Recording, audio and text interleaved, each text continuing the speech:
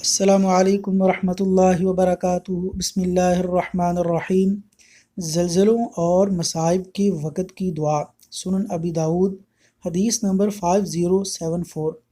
سیدنا عبداللہ بن عمر رضی اللہ عنہ بیان کرتے ہیں کہ اللہ کے رسول صلی اللہ علیہ وسلم شام کو اور صبح کے وقت یہ دعا پڑھنا نہ چھوڑتے تھے: اللہم احفظنی من بین یدی ومن خلفی، اللہم احفظنی من بین یدی ومن خلفی وعن یمینی وعن شمالی ومن فوقی وَأَعُوذُ بِعَظَمَتِكَ أَنْ أُغْتَالَ مِنْ تَحْتِي۔ ترجمہ: اے اللہ میری حفاظت فرما، میرے آگے سے اور میرے پیچھے سے، میرے دائیں اور میرے بائیں سے، اوپر کی جانب سے میری حفاظت فرما، اور اس بات سے تیری عظمت کی پناہ میں آتا ہوں کہ مجھے نیچے کی طرف سے ہلاک کر دیا جائے۔